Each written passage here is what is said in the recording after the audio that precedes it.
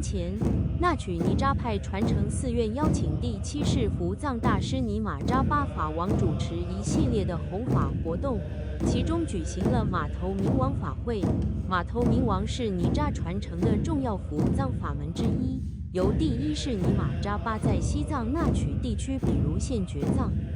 马头明王是莲花佛部的观世音菩萨之愤怒化身，呈现为双生相，父与母，其名非为金刚亥母，象征着本初之慈悲、方便与智慧的结合。这尊金刚的显著特征之一是其火焰法冠上有3个炽烈的马鬃马头头像，象征着身与意的觉悟，以怒吼叫声彰显佛法真理之强大力量。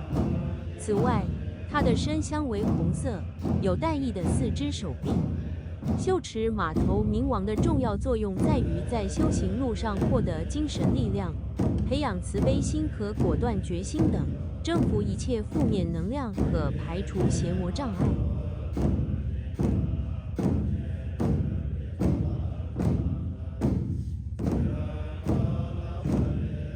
马头明王扶藏掘藏于西藏那曲比如县的山洞中，这座明巴洞后期改建为瑜伽式的闭关洞。